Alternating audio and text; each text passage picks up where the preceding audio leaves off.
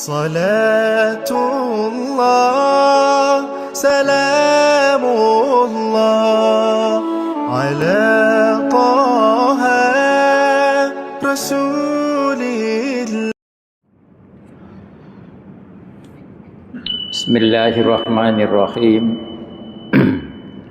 Assalamualaikum warahmatullahi wabarakatuh. Alhamdulillahi rabbil alamin. Khalaqas samawati wal ard wa ma bainahuma.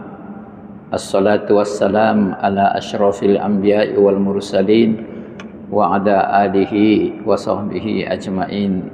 Qala rabbi shrah li sadri wa yassir li amri wahlul 'uqdatam min lisani yafqahu qawli. Allahumma yassir wa la tu'assir wa tammim taqsir bi rahmatika ya arhamar rahimin. Alhamdulillah, kita rapatkan kesyukuran kehadirat Allah Subhanahu wa taala yang menjadikan langit dan bumi dan seisinya termasuk kita, yang senantiasa memberikan kita nikmat yang banyak, sedar ataupun tidak. Seandainya kita kira pun nikmat yang Allah berikan, niscaya kita tidak sanggup mengiranya. Kemudian ucapan salawat dan salam kepada Nabi sallallahu alaihi wasallam.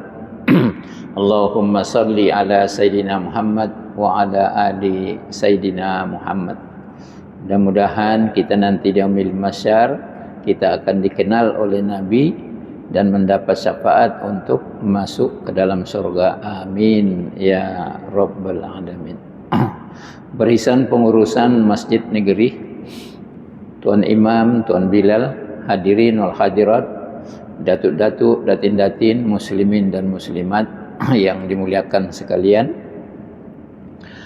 Kita akan kembali menyambung, yaitu 2 minggu yang lalu kita telah melihat cerita waktu Nabi sallallahu alaihi wasallam sudah ada sahabat yang tidak mau mengeluarkan zakat. Ya. Itu Nabi masih hidup, sudah ada orang mengeluarkan zakatnya. Dan sebelum itu saya sambung balik cerita hijrah kita minggu yang lalu, yaitu ada 3 bilangkan Abdullah bin Salam yang disebut oleh Nabi. Mula-mula Nabi datang ke Madinah. Ini yang diriwayatkan oleh Abdullah bin Salam. 3 perkara. Pertama, Absyus salam, seberluaskan salam. Itu kita sudah bahas. Yang kedua, wa'at imut ta'am, beri makan orang yang mau makan, artinya orang yang lapar. Kadang-kadang kita beri makan orang yang kenyang, tandanya dia datang ke rumah, minta maaflah baru makan beni katanya, begini saja dia, ya. Itu namanya orang kenyang. Yang dimaksudkan itu, mana tahu ada jiran tetangga kita menengok-nengok begini, apa itu di rumah orang tu, tidak tahulah, macam kenduri aku tengok katanya. Tidak kau pergi katanya, tidak diberitahu katanya. Ini tuan-tuan untuk ingatan kita, kalau kita kenduri atau apa sajalah, jangan makan rumah terbuka kah, rumah tertutup kah, apakah, ya. Jangan lupa jiran tetangga kita, mereka tidak diberitahu, padahal mereka sebetulnya mau makan, ya. Yang datang jauh dari jauh ini belum tahu lagi makan tuh, kadang-kadang dia sudah makan baru dia datang ke rumah kita. Yang ketiga, wasallu bil lail wan nasu niyam. Kata Abdullah bin Salam, pesanan Nabi yang ketiga, sembahyang malam dan manusia sedang tidur. Sembahyang kamu waktu malam, sedangkan manusia waktu tidur. Bila ini? Inilah yang diistilahkan sembahyang tahajud. Kebanyakan manusia waktu tidur, maka ada orang bangun dan dia tunaikan solat, namanya solat tahajud. Dan kalau ada masa, mana-mana solatlah kita buat, ya. Dan yang kedua, untuk ingatan kita, solat tahajud ini tidak ada had rakaatnya. Jadi kalau kita ada semangat sampai 30 rakaat pun tidak masalah. Ya. Mana tahu kita bangun jam 2, ya. Tapi bagaimanapun boleh juga kita buat diselang-selingi istilahnya dengan solat taubat. Kita ingat kesalahan-kesalahan kita yang dulu. Solat hajat, mana tahu ada hajat kita, kita bawa dengan solat hajat. Inilah tuan-tuan pesanan Nabi, kata Abdullah bin Salam. Kalau ini yang tiga ini boleh kita buat, sebarluaskan salam, beri makan orang yang lapar, dan yang ketiga kita bangun waktu orang sedang tidur, tadkhulul jannah bis salam, engkau akan masuk surga dengan selamat.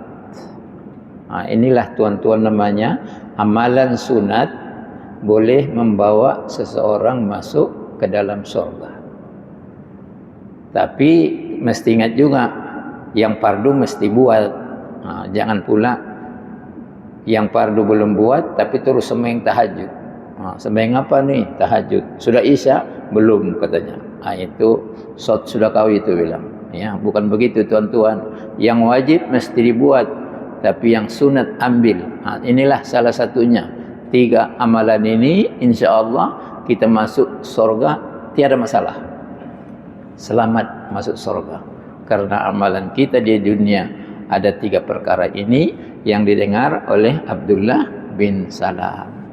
Itulah dia yang tergendala karena sudah masuk waktu pada minggu yang lalu. Mudah-mudahan tuan-tuan, dengan kita sudah di tahun 1447 Hijrah, maka kita berhijrah ataupun bertambahlah amalan kita, dan seperti mana juga bertambahnya umur kita.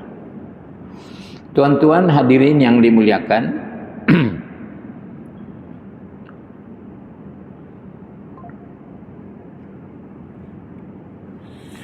hari itu kita sudah menceritakan ada seorang namanya Saklabah.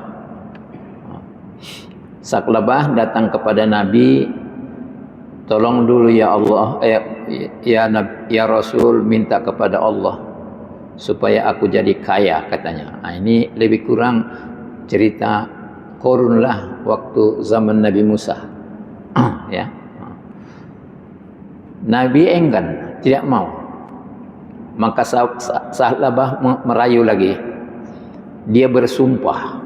Dia datang lagi bersumpah, ya, bahwa ia akan mengeluarkan sebahagian dari hartanya untuk membantu fakir miskin dan orang-orang yang berhak mendapat bantuan.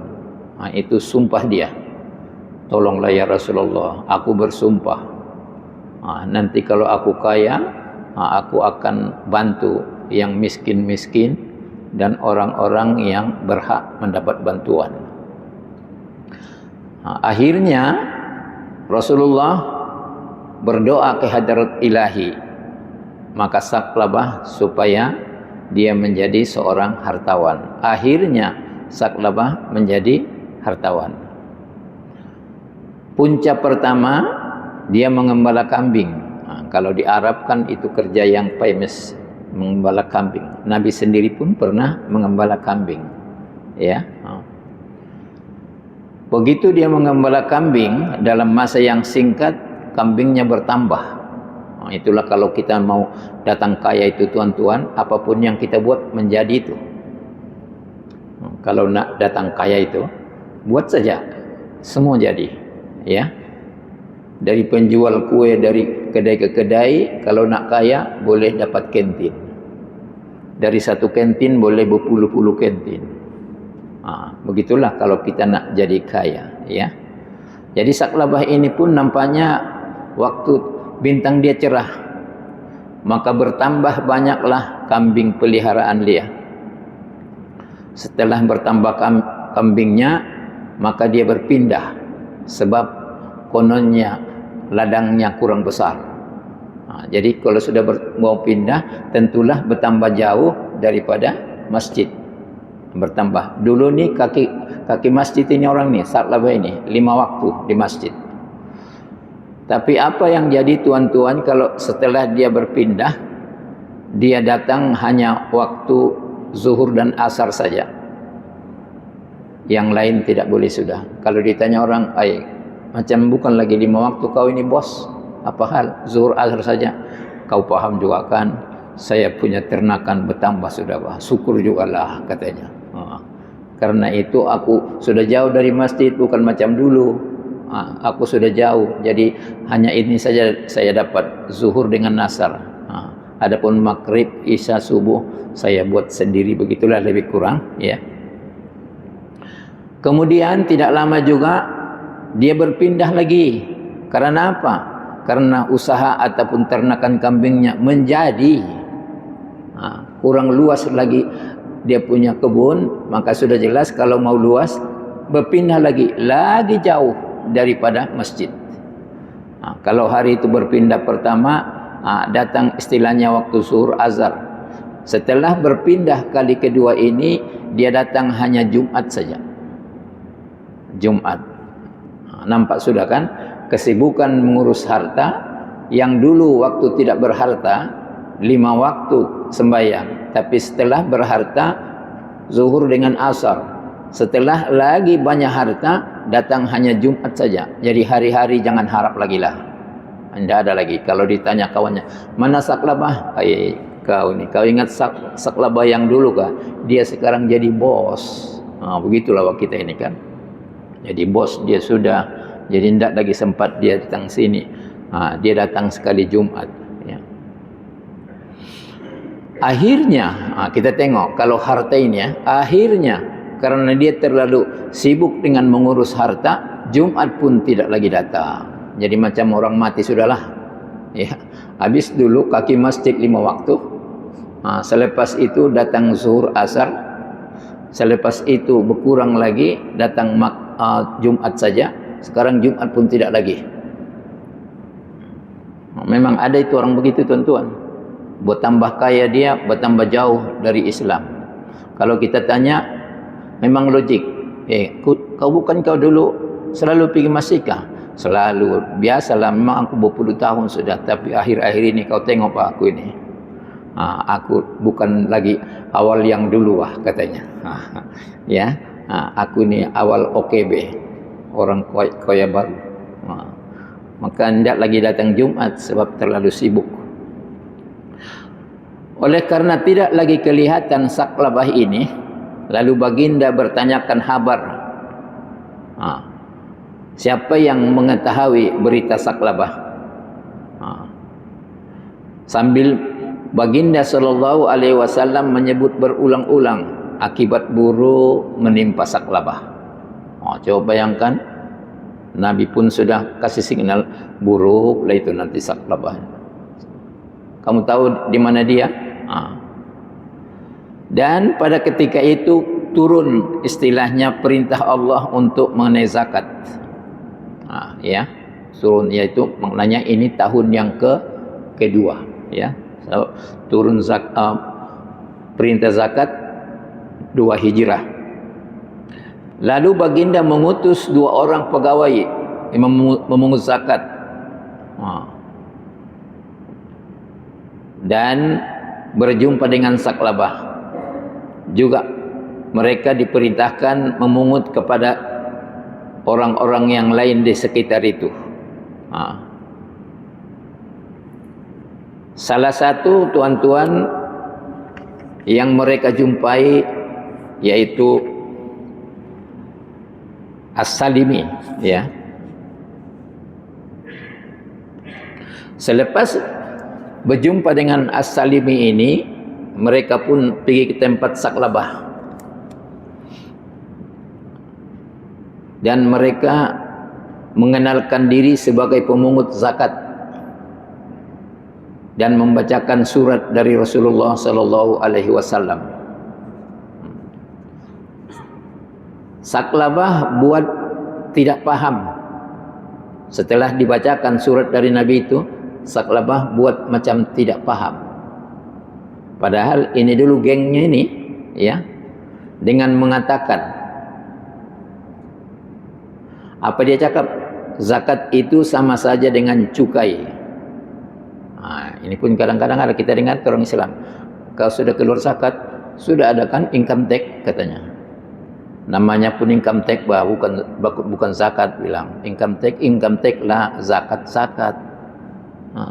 Jangan kita cakap, kalau kita cakap ngamna kau saklabah, bilang ya, saklabah pun sudah cakap, bukankah kita ada sudah jizyah, sudah tax, ya. Maknanya dia mau cari helah lawe ini supaya jangan lagi membayar zakat, ya. Dan kita bersyukurlah orang Islam yang membayar zakat, selepas bayar dulu zakat baru pergi income tax. Kalau seandainya zakat kita 500, income tax kita 500, tak payah bayar. Itu keistimewaan untuk orang Islam. Bersyukurlah kita itu, ya. Orang Islam boleh tolak. Berapa zakat kau? Sini 500. Patutnya kau income tax 500. Free bos. Pulanglah kau. Kan ada kebaikan dia. Jadi jangan kita cakap dah payah lagi bayar zakat, ya. Kemudian saklabah meminta mereka datang sekali lagi lah, katanya. Nantilah lain kali kamu datang. Aku pikir-pikir dulu. Kita bayangkan itu, surat Nabi bahas dibacakan kepada dia. Pun dia tawar, ya. Tetapi As-Salimi ini, untuk ingatan, sebaik saja mereka mendengar kedatangan utusan Nabi, segera dia memilih dan mengasingkan beberapa ekor binatang ternaknya yang gemuk-gemuk dan yang cantik-cantik, dan dia berikan kepada pegawai zakat. Melihat kejujuran ini, pegawai ini mengatakan, tidak juga diwajibkan kamu memilih binatang ternak yang gemuk-gemuk. Cukuplah yang sederhana, kata pegawai zakat. Dah payahlah kamu pilih yang gemuk-gemuk, yang cantik-cantik tu. Buat yang biasa saja. Tapi dia kata, ini sudah hajatku. Tengok. Kesyukuran dia itu. Dia pilih yang paling cantiknya. Ya. Itulah istilahnya. Makanya kalau kita baru-baru ini pun adalah menyembelih kurban, patutnya kalau kita pergi membeli hewan kurban, kalau ada duit lah, mana yang paling cantik. Untuk apa? Kurban, ya. Tapi ada setengah-setengah, mana yang paling murah, bos, katanya. Kenapa? Asal kurban baini, katanya.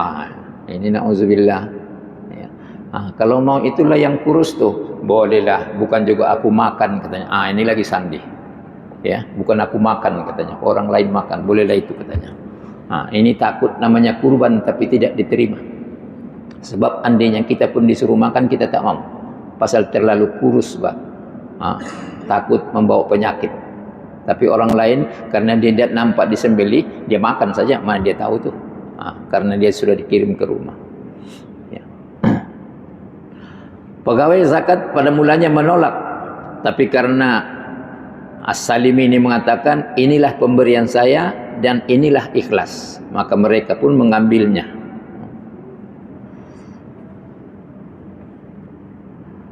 Dan waktu pulang lagi, sebab saklabah tadi lain kalilah katanya kan, jadi rupanya waktu pulang pegawai zakat ini mereka singgah lagi kepada saklabah. Macam mana saklabah? Kami yang pulang sudah ini, mau jumpa Rasulullah sallallahu alaihi wasallam. Kau kasih kata atau tidak? Dia cakap macam pertama juga, aku pikir dulu. Tengok, ini namanya sudah menjadi hadam harta. Ya, aku pikir dulu, katanya. Dia sudah terlalu cinta dengan harta. Ya. Maka mereka kembalilah dengan arti kata, tidak ada sedikit pun dikeluarkan zakat oleh saklabah. Padahal dia punya ternakan sudah menjadi 2 kali pindah pasal-pasalnya. Sebaik-baik saja Rasulullah sallallahu alaihi wasallam melihat ketibaan amil-amil yang diutus ini, kedengaran baginda ada menyebut, Nabi tahu bahwa saklabah akan menerima balasan yang buruk. Padahal Sahabat-sahabat tadi ini belum cakap sama Nabi nih. Nabi sudah cakap Saklabah akan menerima balasan yang buruk, ya. Setelah Amil itu sampai dan mereka memberitahu kepada baginda sallallahu alaihi wasallam apa yang dibuat Saklabah alasan, yaitu berpikir dulu, 2 kali jumpa berpikir dulu. Akhirnya orang itu pun pulang. Jadi tidak adalah, ya. Dan turun ayat. Kita tengok ini. Pasal dia ini dulu bersumpah bahkan, tolonglah ya Rasulullah, aku bersumpah. Kalau bersumpah, wallahi wa billahi wa tallahi lah. Aku nanti akan kasih kepada fakir miskin dan orang-orang yang berhajat, aku bantu. Jangankan mengasihi fakir miskin, zakat pun tidak keluar. Kalau zakat tidak keluar, agak-agaklah orang ni ada bersedekah ke itu. Bersedekah ini sunat, sedangkan zakat wajib tidak keluar. Saya ingat sedekah pun tiadalah. Ini namanya pelit bin kedekut. Inilah itu.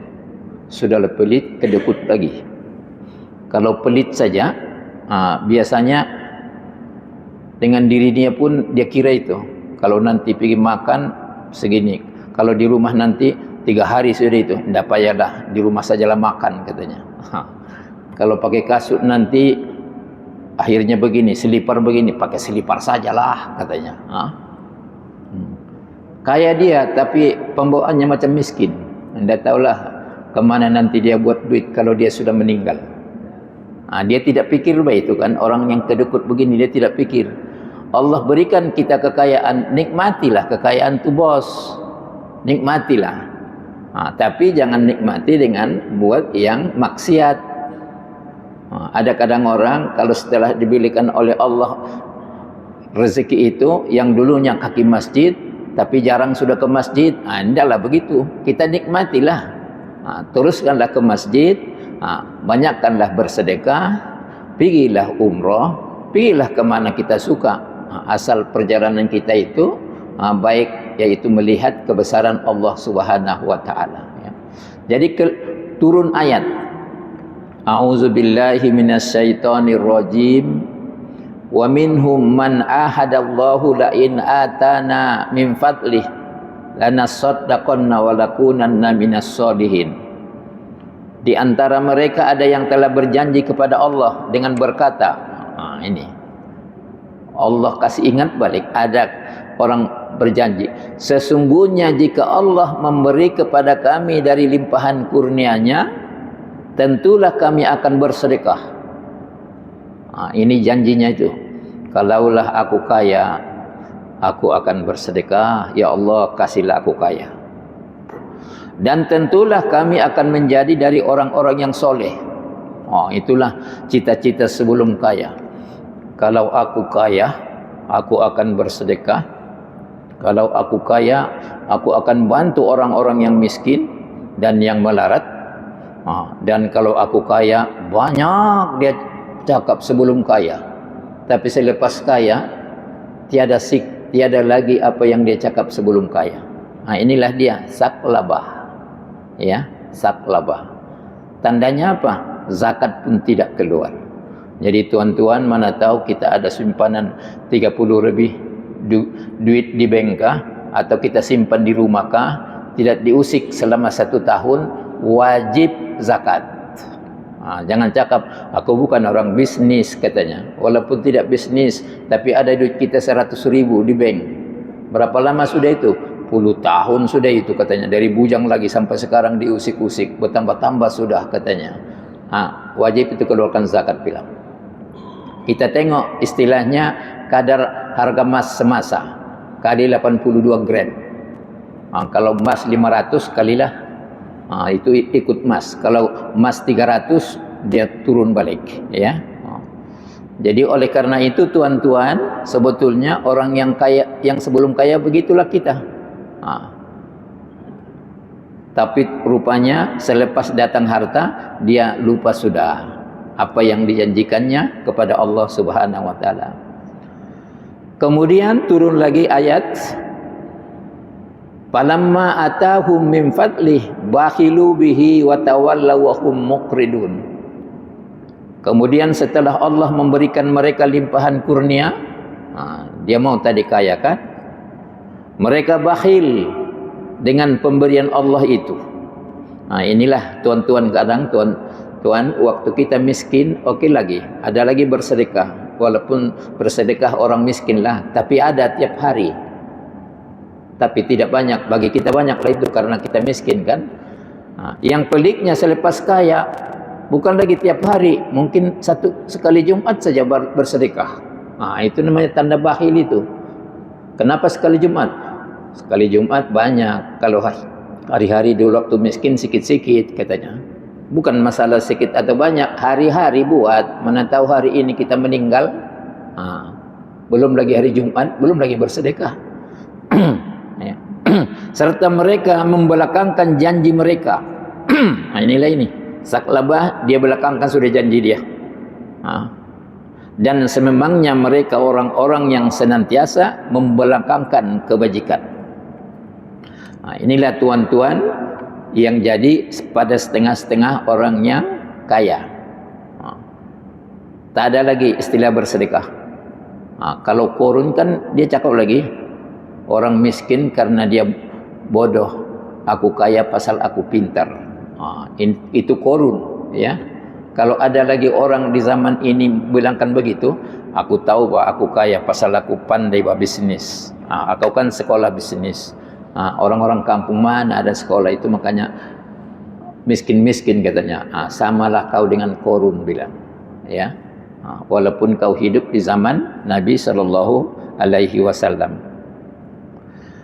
Jadi kalau sudah begitu, apa Allah beritahu lagi? Akibatnya Allah menimbulkan perasaan munafik di dalam hati mereka. Kalau sudah ada perasaan munafik, jangan-jangan nanti datang orang, kau sudah zakat kah? Sudah, aku tahu juga bahwa itu, tapi tidak ada. Boleh saja itu, supaya dia lepas kononnya dari perkataan orang. Mereka akan mempunyai sifat munafik berkekalan hingga mereka menemui Allah sampai matilah, ya, karena mereka telah memungkiri apa yang mereka janjikan kepada Allah, dan juga karena mereka senantiasa berbohong. Itulah itu bohong. Sudah bersedekah sudah, semua sudah. Sebab dia apa? Dia segan, dia malu sama manusia, tapi dia tidak takut dengan Allah. Manusia boleh dikelabui. Orang tanya kita, sudah kau pergi? Sudah. Walaupun mana kita tahu dia pergi atau tidak, ya. Tapi Allah kita cakap sudah, Allah tahu. Inilah tuan-tuan maknanya Allah sudah cabut, ya. Sebab dia sudah ada satu noktah namanya jiwa yang munafik. Munafik ini berpura-pura. Jadi karena harta, boleh saja tuan-tuan dia bersifat munafik.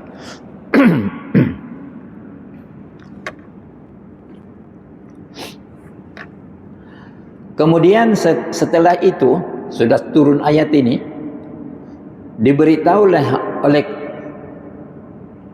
pemilik Saklabah bahwa ayat Al-Quran telah turun karena engkau. Ini barulah Saklabah, kau tidak tahu, turun sudah Al-Quran pasal kau tidak mau mengeluarkan zakat. Kau tidak ingat janjimu dulu sebelum kau kaya? Kau ingat bah waktu kau minta dengan Nabi? Maka gemetarlah ia. Setelah dicakap sama dia, turun sudah ayat, gemetar. Dan ia bekerja menghadap kepada Nabi SAW. Baru datang kalang kabut konon untuk membayar zakat. Bergetar dia, datang bekejar, ya Rasulullah, aku keluarkan zakatlah. Tetapi permohonnya ditolak oleh baginda SAW. Sabda Nabi, aku dilarang oleh Allah menerima zakatmu. Nauzubillah min zalik. Kita bayangkan ini tuan-tuan, rupanya Allah sudah beri tahu kepada Nabi, dapatlah itu, terima. Jadi maknanya dia tidak diterima zakatnya sudah. Sebab sahabat Nabi pun sudah pergi sana, pikir-pikir dulu. Ayat Al-Quran pun sudah sampai menceritakan, dulu kau cakap sebelum ada harta kau akan bantu orang, tapi rupanya setelah ada harta kau belakangi. Kau ingkar janji. Dan dia sudah dicop sebagai munafik, ya.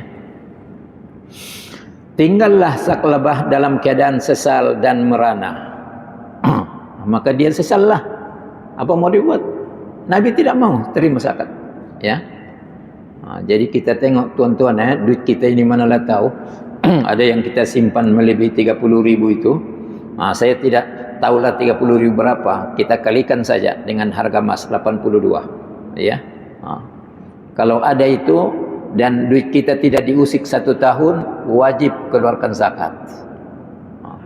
Kalau kita bisnis, zakat bisnis, bukan disimpan, ini disimpan. Dan manalah tahu kalau ada istri kita, anak kita, pakaian emas dia di rumah dekat 2 kilo. Kalau dibuat dalam tempurung, 1 tempurung, bah, ya. Kalau ditanya, banyak juga kau punya emas, katanya. Iya, pakaian bah itu. Ada zakat, mana zakat pakaian, katanya. Kalau sudah melebihi 82 gram, itu namanya sudah kemewahan. Jadi lebihnya itu zakati. Jadi kita tengok itu emas istri kita, ya. Sebab kadang-kadang kita tengok ini emas perempuan-perempuan ni, sini macam lipan, bah. Bukan 1, 3, bah, lipan tu sini. Sini macam ular, ya, besarnya itu. Tapi kadang-kadang kita nampak juga itu dia punya rianya itu, ya. Saya teringat tuh ada cerita orang. Dia membeli di tamu bayi ini. Perempuan sama perempuan, rupanya hatinya dia tahu. Kita lelaki kadang-kadang tidak tahu itu pasal bukan itu pakaian kita. Yang datang ini berapa makcik, katanya. Dia tunjuk barang yang dia mau, tapi cara menunjuknya dia sengaja sengit, bah, supaya nampak dia punya gelang dia. Berapa lah ini makcik? Makcik tercakap dalam hati dia, kau ingat kau saja yang ada emas, katanya kan. Allah, panasnya ini, kata makcik ini. Dia buka bah ini, sini rupanya macam ular, bah. Itulah namanya riak, tuan-tuan. Yang datang pun ria, yang berjualan pun ria. Kau ingat kau saja ada maskah, katanya. Panas, katanya. Nampak bah begini. Baru yang datang tu terdiam, bah. Inilah kadang-kadang masalahnya. Yang ditakuti lagi bukan mas asli, mas apa namanya itu, yang dicelup, bah. Itu menipu, bah, itu tuan-tuan. Tidak payahlah pakai itu, bilang sama istri kita, tidak payahlah pakai. Ini bukan emas.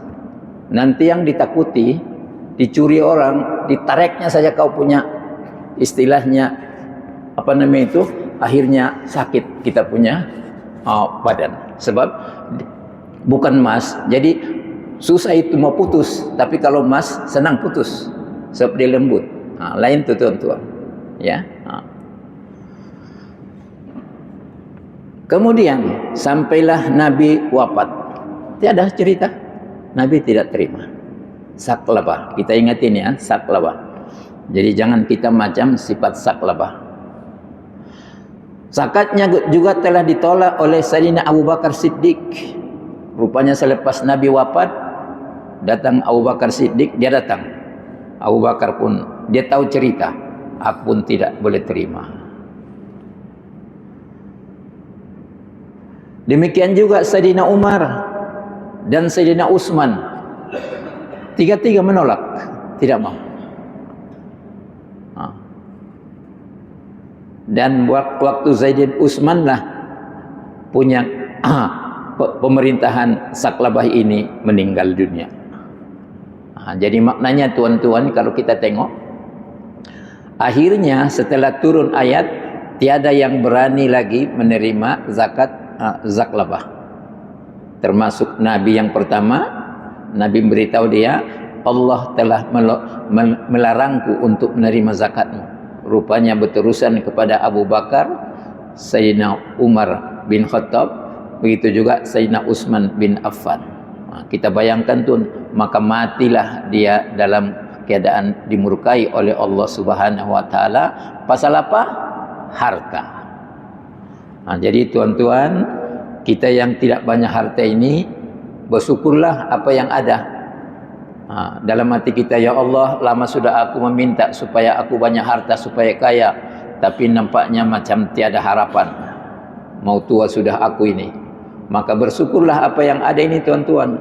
Mana tahu kemungkinan kalau kita banyak harta, kita tidak lagi kenal masjid. Itu yang kita takut itu, ya. Dulu waktu belum ada harta macam inilah, kita orang biasa kenal lagi masjid. Tapi kalau sudah nanti berharta, takut tidak lagi kenal masjid. Yang dia kenal hotel-hotel. Pasal ada sudah dari bawah. Bukan lagi bawa sendiri. Dulu bukan lagi bawa sendiri, jalan kaki. Ya. Inilah tuan-tuan untuk ingatan kita. Tidak semestinya kita kaya, boleh beribadat kepada Allah Subhanahu wa taala. Tetapi ada orang setelah kaya, dia menjauhkan diri daripada Allah, akhirnya Allah murka. Saklabah tercatat dalam sejarah Islam, ya.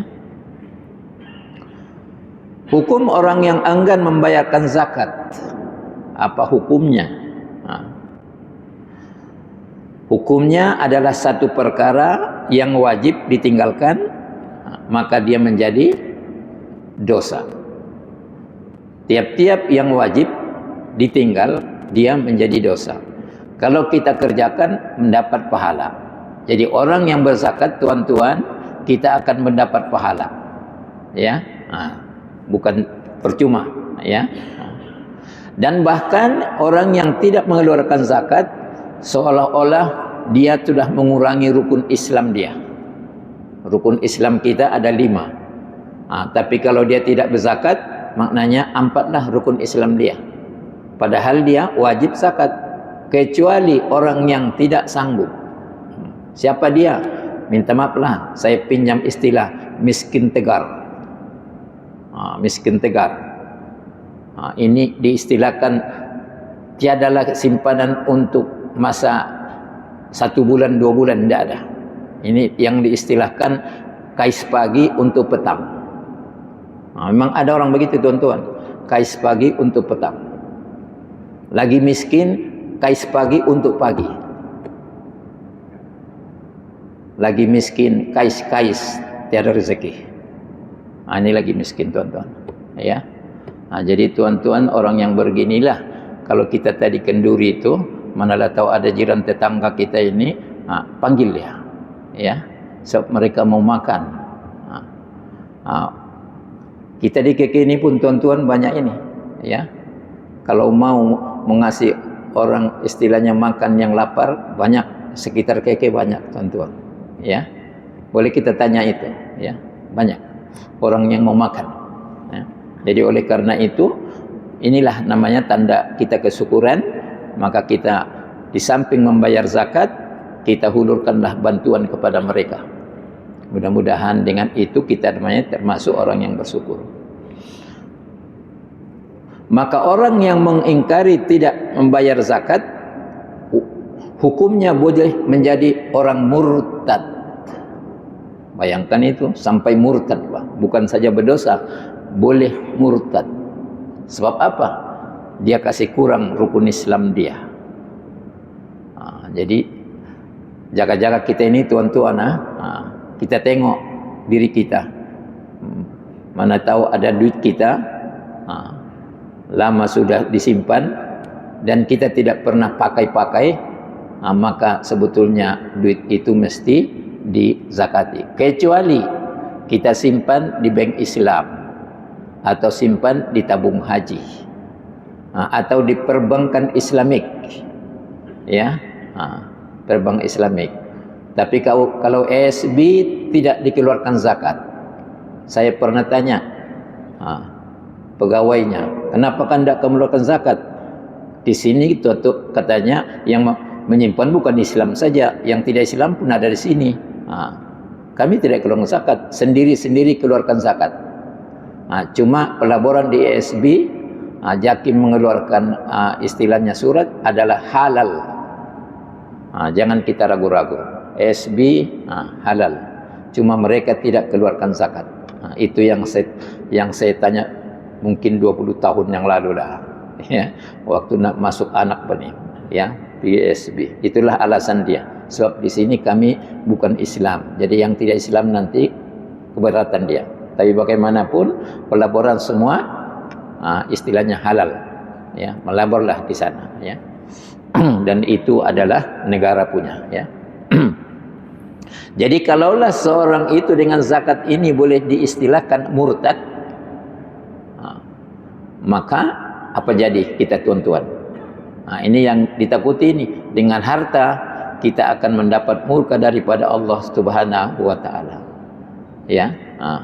Jadi cukuplah Qarun pada masa Nabi Musa alaihissalam sampai karena murkanya Allah Subhanahu wa taala, dia dengan hartanya ditelan bumi. Ditelan bumi. Kalau kita pergi Mesir, kita akan dibawa kepada istilahnya harta Qarun. Semua sudah menjadi danau. Disinilah katanya berkuburnya Qarun dan hartanya. Jadi menjadi cerita. Dia adalah orang yang ingkar zakat. Wallahu a'lam. Assalamualaikum warahmatullahi wabarakatuh.